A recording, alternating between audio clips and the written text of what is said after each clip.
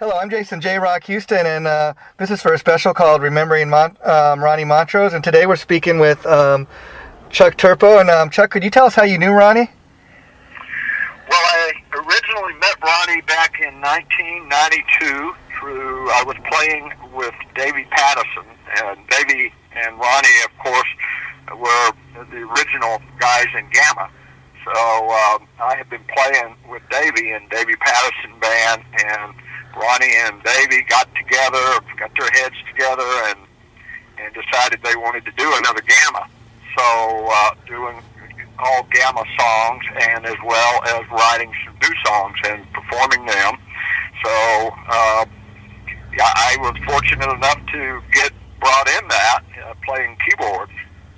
So now let me ask you, Chuck, now, of course, anytime anybody hears the name Montrose, immediately they think of that 1973 debut Montrose album, and right. like you're saying, he did Gamma and some other solo albums. So what was it like playing with the guy? And was Gamma ever, when you joined Gamma, did Gamma still have a huge following when you joined them? I would say I was surprised. I think they were all surprised that our shows were just sold out. Uh-huh. They were really sold out. A lot of people, more than I expected, that wanted to hear Gamma, and then in the songs, a lot of people in the audience knew the lyrics and they're singing along, especially their main ones like Voyager and Razor King, etc. But yes, it was really it went really well. And let me ask you, when you first started playing with Ronnie, were you aware of who he was? Did you know anything about his history, or did you kind of learn about who he was after you started playing with him? Well, I knew, I definitely knew. I knew about Rock Candy and Red Motor Scooter, but myself also, I had been more of a Gamma fan, being a keyboard player. Wow, okay. The original guys for Gamma played some great keyboards, and I loved that style, so I was more familiar with their Gamma stuff than I was all of the, the guitar stuff. So, I was more familiar with Gamma than at that time, than I was, just his. I had heard most all of it, and some of it I knew pretty, real well, but not like the Gamma stuff. So, that I really slipped right into that. And part of the reason I decided to put together this project I'm doing called Remembering Ronnie Montrose is because, like a lot of people, who's aware of Ronnie Montrose, I'm a fan of like Rock Candy and a lot of the stuff on his debut album, from 1973. And what kind of amazed me is I received a copy of a DVD for a tribute concert, and I just became aware of there's so much more to this guy than just that one album that everybody's aware. Absolutely. So many people. I would like to say, I was not aware. I knew he had played with Edgar Winter, but I was not aware that that he basically. I think he co-wrote. Now I say think, yeah, but I'm pretty sure he co-wrote Frankenstein, which was just a huge hit, and had awesome guitar on it. And he did a lot of stuff with Edgar Winter that was incredible. And then Van Morrison. Yeah. I was not aware of that. I was not aware of that back in the early 90s. That a lot of musicians and a lot of people were, but I was not. That Ronnie had played, on a lot of Van's stuff. That's Ronnie Montrose and all that. Just excellent guitar work on those albums. And that was Ronnie. So, and to me, there was a lot more to him than that first album. And like you said, of course, a lot of people, you loved that, and it made a statement. But you got Edgar Winter, and then of course, Sammy Hagar with Ronnie. That's really where Sammy got his start with Ronnie, with Montrose. So Yeah, it was just, and then the Gamma, and then I also played with him after Gamma that we did went real well for about a year, and then there was just unfortunately some chemistry things with a couple of people in there that ended up breaking the band up, but then Ronnie asked me if I'd like to go out and play some shows with Montrose. Wow. So I did, and so it's very different. And when you ask about, the reception of Gamma and Montrose, and we were selling out much more as Gamma than we were Montrose. So there's a lot of Gamma fans out there. That's good. Yeah. No doubt. There's a lot. That's kind of interesting to to hear, and again, I think a testament to Ronnie's legacy is, like, even if you just look at a DVD of a tribute concert and stuff, it's amazing that all these different players got up on stage and performed songs from throughout his career. And I think that the testament to a great song is the fact that anybody could get up on stage and perform those songs and they still sound great. Right. Well, definitely had some great players, and obviously guitar guys are they love guitar players, and so there was just some there was phenomenal stuff that he was doing, and myself as a keyboard player and bass players and drummers, I mean, everybody loved what he was doing, and you could play with him, And so let me ask you, I also found him.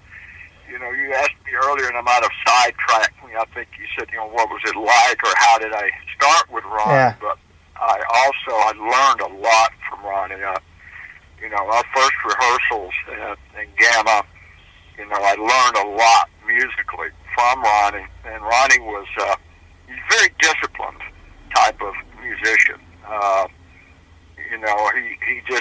He just wanted things as good as they could be. And I liked that in him. And then there were even things like before we would go on the road we'd hang out and have a beer and go through our equipment with the crew and make sure every chord was good, so there's no noise in the volume pedal, just right down to those intricate kind of things that just had to be right.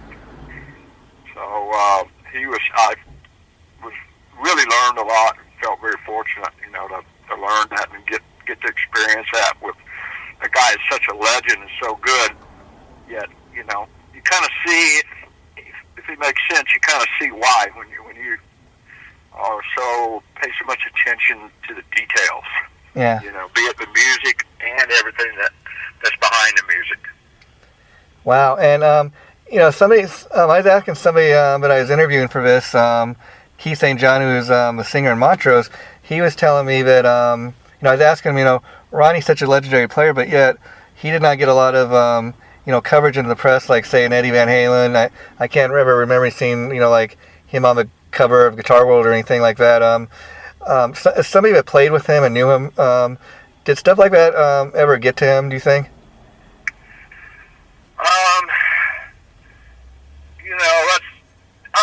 I don't see how it couldn't have. Yeah. I'm not saying that, I know it did, but I don't see, he would shrug it off, and he would not let it be known if he did, but I don't see how that it had to somewhat. Yeah. I mean, just like you said, where he wasn't getting the praise, not that was his thing, that's what made everything, but, anybody, I think it affects any of us, to do that kind of work and not always get recognition for it. Yeah, I mean, I'm kind of hoping at least, now that he's no longer with us, and, they're putting out this DVD of his tribute concert, at least people, maybe come and check out some of his later albums, and hear there's more to this guy than just, that one 1973 debut album, because, that's great stuff, but, like, I was just amazed listening to all the songs on the tribute DVD, man, just what a great talented writer and player this guy was. There's a lot. Absolutely. And let me ask you, when you first met Ronnie, what was your first impression of him? Well, it was, I was pretty hungover. Actually, the first time we met was at a photo shoot, our photo shoot. We had been talking on the phone, that was through Davey, and, he had, I thought we hit it off really well. I mean, he liked my southern twang and would joke with me about it. And then somewhere I brought up fishing, and he loved to fish. Ronnie loved the outdoors, loved to fish. And so did I. Yeah. So, I mean, besides just playing together, we did, and Ronnie was also an excellent cook. Wow. And I consider myself a pretty good one. But Ronnie was excellent. He was a damn good cook. And so we did camping trips together. Wow. We'd go up, to the lakes, and I had a boat at the time, and we'd go up and go camping and fishing and, catch fish and cook them. And we also, went fishing out on the bay, out in San Francisco Bay a lot, and the lakes around here. So I have a lot of other memories that are more personal. That's great. That's not just playing. So I knew him a lot on that side, and he loved doing that. I think he was some of his happiest is when he was doing that. He was very happy and very content. So that aspect, as well as we got together and barbecued and talked on the phone all the time, and so it was. I was fortunate to get to have that side of it also. And I've been told by a couple of people that Ronnie was the type of guy, talking a little bit about why maybe he didn't get more recognition or whatever. I've been told he's the kind of guy that managers and people might try to get him to say, hey, maybe if you do this kind of more of a rock oriented album, you'll have, you'll sell more albums or whatever. But he was more of these guys that he kind of would rather not have a hit and make it doing it his own way than doing what maybe somebody in a suit was telling him to do. Yeah. I mean, it definitely, that's not what it was about for Ronnie. Ronnie wasn't one of those guys that, it's all about recognition and fame, and yeah, that's not at all what he was about. I agree that that's not what he was about. Yeah, okay, that's good. And he was about the music. He was just about guitar and music, and he also, I would say, he's one of those people that helped those around him bring out the best in them. I think. I know he did with me. Yeah, I understand that early on he helped the guys in Tesla, early on in their career, in the studio and picking some songs to do. And so talk a little bit about the tribute concert. I understand you were part of that as well, Chuck. Do you remember, how that all came about and how you got the opportunity to take part in it?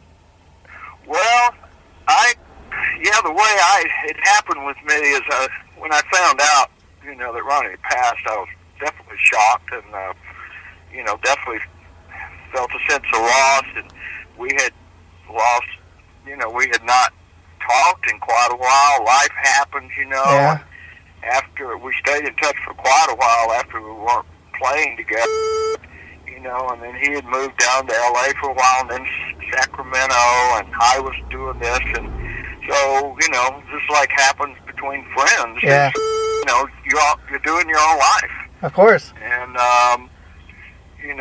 I know I had been thinking about him because I had found out that, he had cancer, and then I no longer, not long after I found out he had it, which is he'd already had it then, and that he had whipped it. And I was, just really happy to hear that.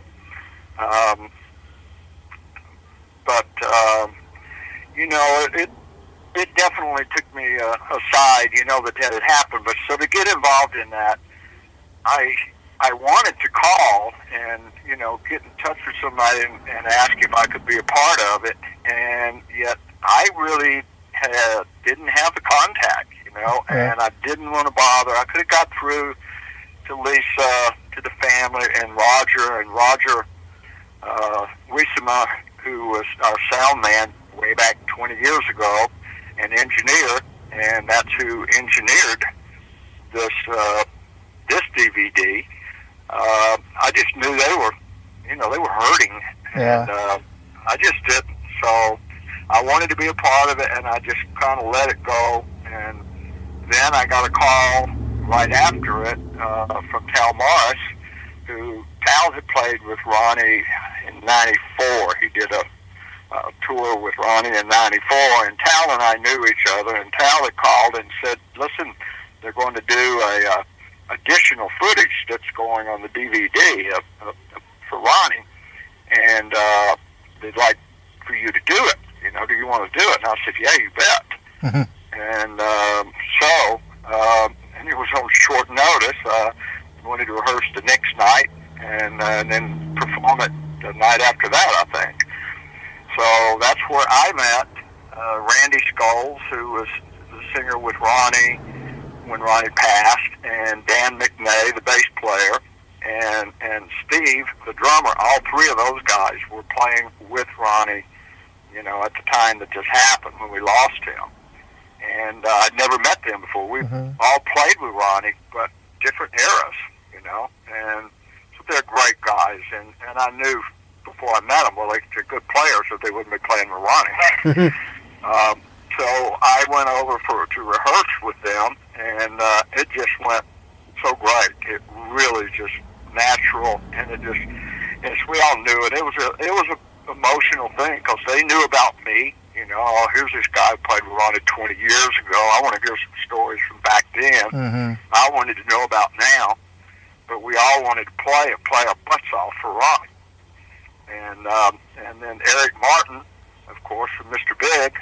Eric came in, which was great, and I had seen and heard Eric a number of times, but I didn't know him personally. So that's when I met Eric, and so we filmed for the DVD with numerous, as you see on there. There's Y&T, and then there's a couple of songs that's Ronnie's old band. Just them the way they were with Ronnie, and then there's some with me in there, and with Eric, and so that's how I got involved with that. And then Eric asked me if I was available to play any if he did shows around, and I said, "You bet." And so since then I've played shows with Eric. He doesn't do but just a few around here. He's off with his other thing overseas a lot. Yeah, Eric's another interesting cat because, of course, he's a singer in Mr. Big, and most people, they think of that song "To Be With You," which is a hit ballad. But he's like Ronnie, capable of doing a lot more than just that one hit they're known for. But so that's pretty much what you're doing these days. Then Chuck is playing with Eric. Well, I've had my own health issues that I've been going through for the last couple of years, and especially some arthritic. Unfortunately, I've had hand surgeries, and I'm just getting back. It's been a long rehab, and especially a couple of surgeries that were not successful, which led to joint replacement about 4 months ago. And so I'm playing my first gig tomorrow night, and I know I'm not what I used to be, but that's okay. I can start getting around it. But no, I've also, besides playing, I'm a piano technician. I've been contracting for Steinway for 30 years as a tuner technician. So I do a lot of work for other really great keyboard players and Steinway and people that have Steinway. So, but I'm really, feeling like that I'm healing, my hand's healing enough where I can get back out and contribute and have fun doing it. So your primary I guess your main instrument would be then the piano and the keyboards. Well, really more synthesizer, I would say. But I mean, a keyboard player, you need to play them all. Yeah. Organ, piano. Didn't do a lot of piano with Ronnie. Some, but mostly it was synth. And that's probably what I would say between organ, piano, and synth would be my forte. I think would be more synthesizer. I got to ask. Synthesizer and organ. I got to ask, were you at all? My hero back when I was young was John Lord. That's what I was going to ask. Wow, yeah. And I really kind of adapted that. I loved the grind, and the grind organ, really the distorted, not over distorted, but distorted grind of B3. And Ronnie found out, when I was talking about John Lord, and Ronnie said, "Oh, he's a man." I said, "Oh, no, he was to me." Ronnie said, "Oh, you just try to do like him. You can't go wrong." Yeah. And so I really, really liked that style, and that fit right in with Ronnie. Even the Montrose stuff that I would do with him and his band since then, because his band, we did a big birthday party for him last year that we all played at in Sacramento. Wow. And it just fits right in that style of music, I mean, not only guitar, but you can put some grinding B3 underneath that, and it just complements the guitar. Yeah, wow. Let me ask you, Chuck, getting back to Ronnie for a minute, do you remember how you first, learned of his passing, and when you found out ultimately that he had committed suicide, how shocked were you by that? Very shocked. I would never have thought. I mean, I would never, ever have thought. I mean, when I first heard, I thought, well, it had to be the cancer. What happened? And at first there was I found out Cal Morris, like I said, I don't know, I don't remember who had called Cal. Yeah. But it was like he committed suicide on Saturday, and this was the next morning. I got the phone call, and I was shocked that he was gone. And at that time, we did not know it was suicide. But within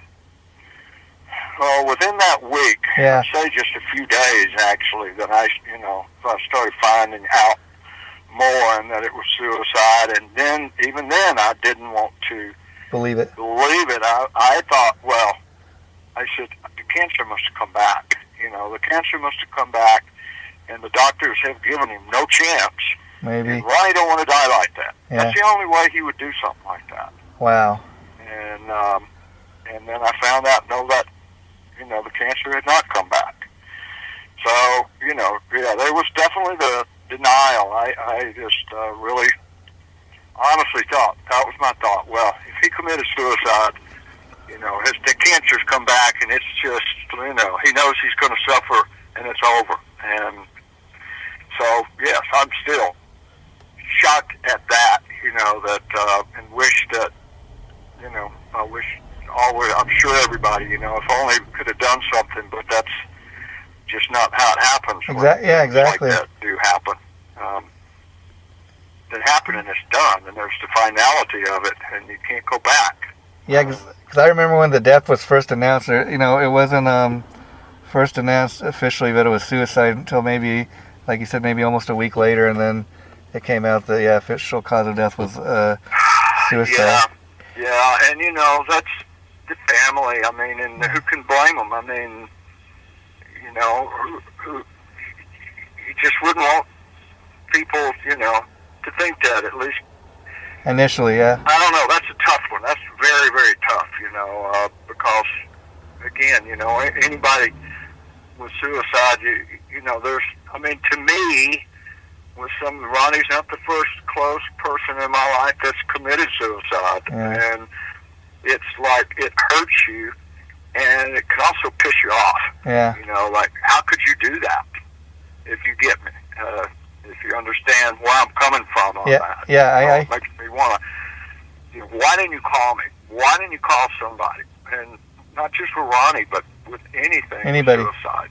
And, suicide prevention is That's what we donated the money to last year, was suicide prevention in Ronnie's name. And it's just, so it to me, it also angers me when it happens. I mean, there's a loss, but there's anger that, because you hurt all these people. Yeah. And that's not what they want to do. Yeah. I don't know when somebody reaches a point that they can't take it anymore. Yeah, very, very sad. On a happier note, let me ask you, taking part in the tribute concert, what was it like, paying tribute to, playing an event like that, in memory of somebody that you actually knew, was it kind of hard? Yeah. Was it hard to get up on that stage? Like I said, knew well. When you get into the, hanging out and camping and, so there's other parts, you learn people, other parts of their life and persona.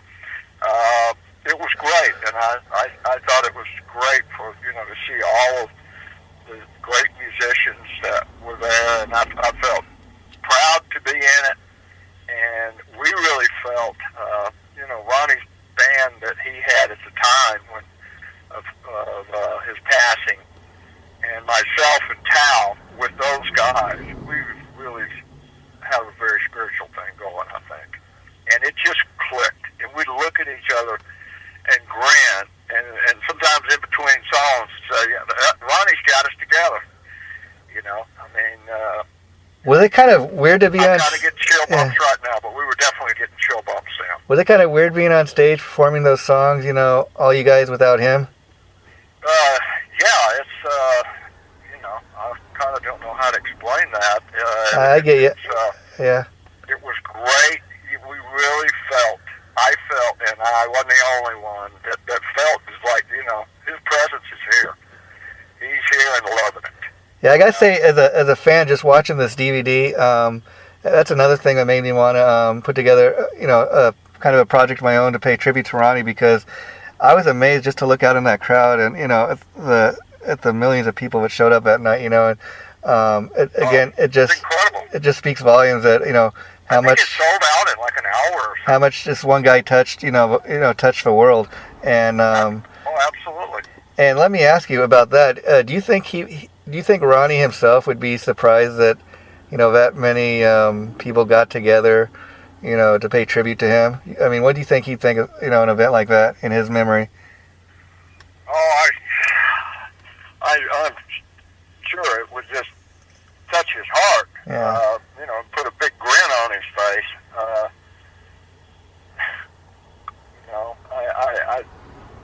I know it would. Yeah, I guess what I'm asking. He'd be very proud. He would definitely be proud, and I could just see a big grin, but it's kind of hard to think about that, and then the sad end of it, But I know he would have been very proud, very pleased, and flattered, Yeah, well, Chuck, to end this on an up note, I got to tell people, I encourage them to go to, I think you can go to www.ronniemontrose.com, and that's where you can order the DVD. Right. And I think it's just a great testament to his legacy, especially if you're a Ronnie Montrose fan, because you're getting more than just, the classic Montrose tunes that everybody's heard on the radio.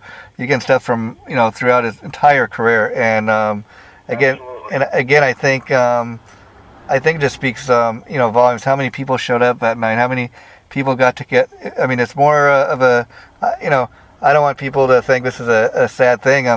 It's sad that Ronnie's gone, but I think if you look at this DVD and you play it from start to finish, you're going to see that all the people got together at night. They were putting on a celebration, in Ronnie's honor. Right. Oh, it was. I believe they would have sold twice as many if they had room to put them in. You couldn't get any more people in there. Yeah. You couldn't get tickets, and it was a great thing, and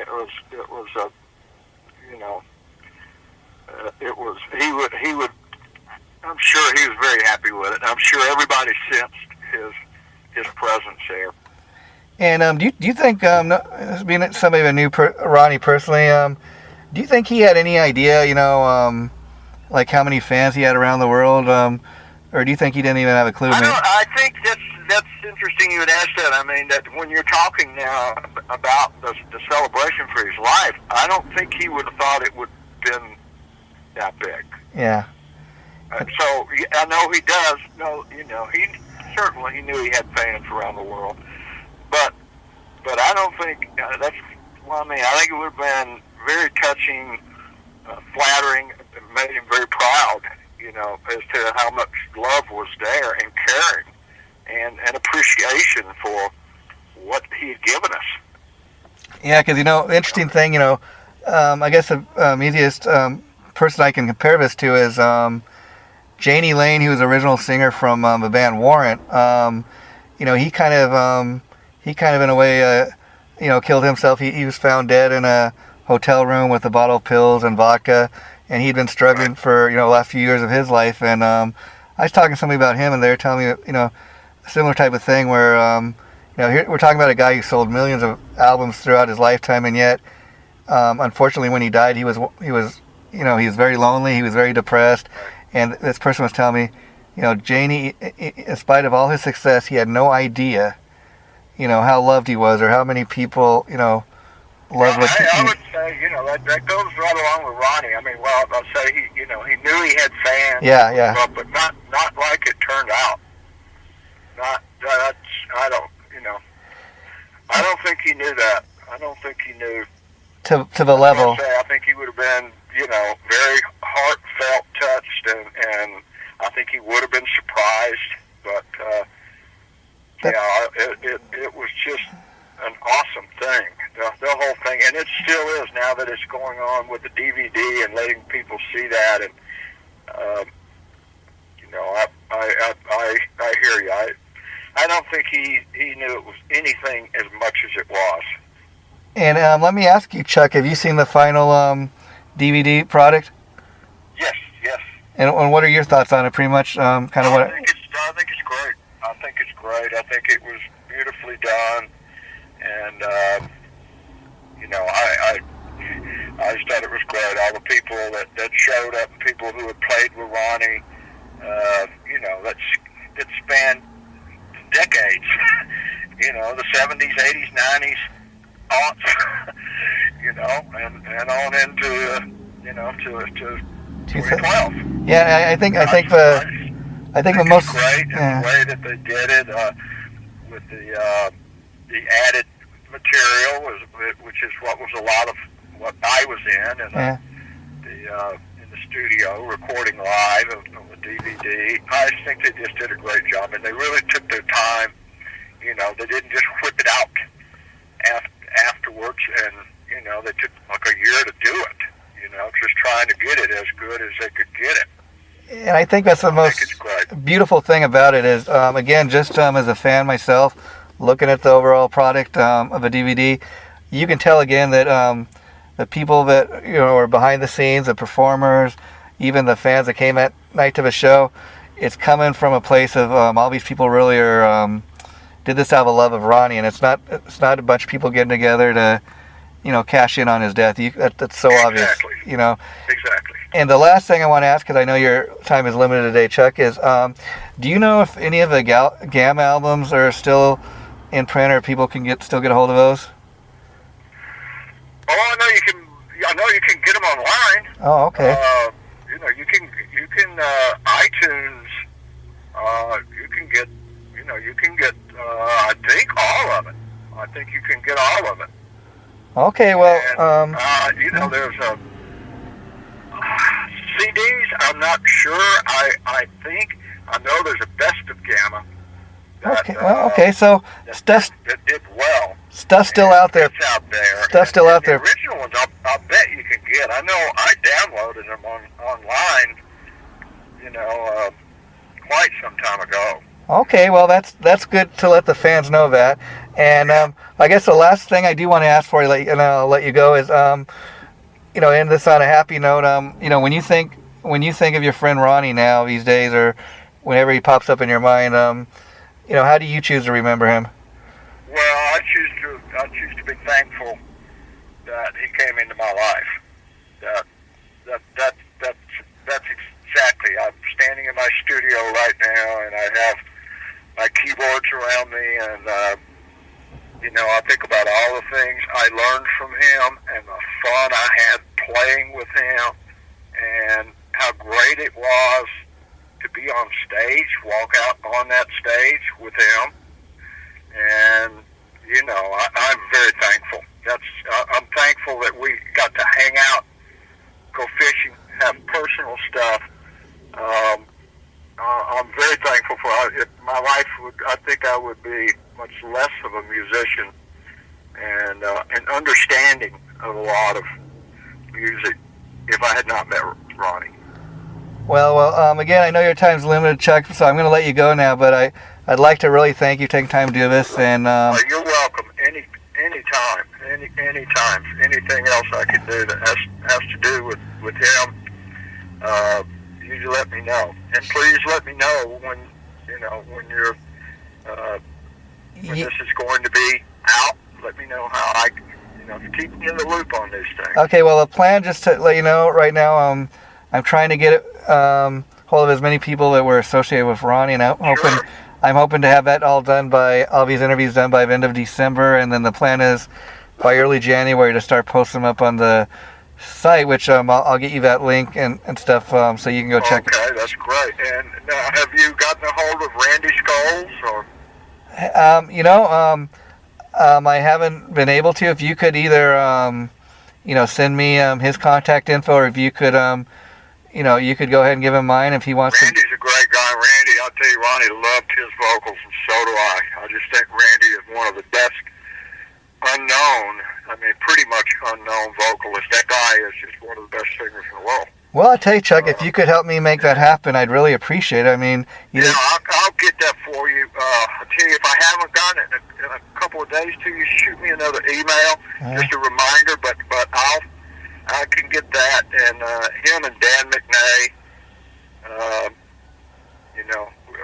definitely they were playing with him at the end.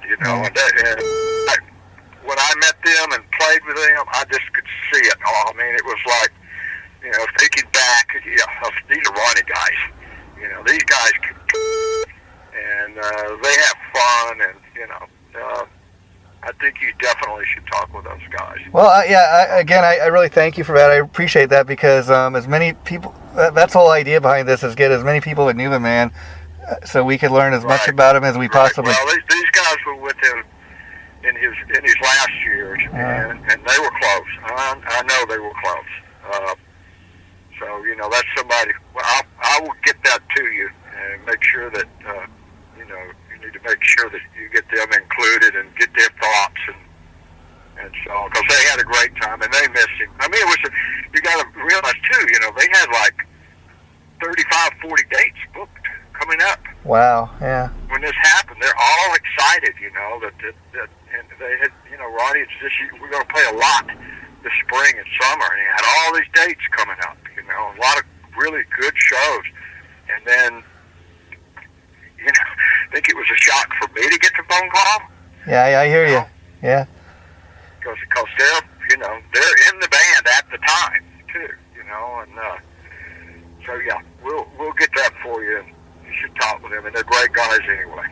Well, we have been talking today with Chuck Terpe for Remembering Ronnie Montrose, and thanks again, Chuck, for taking time. We really do appreciate it, and I'm glad you gave us a lot of great stories and memories about Ronnie. That's what we're looking to do here.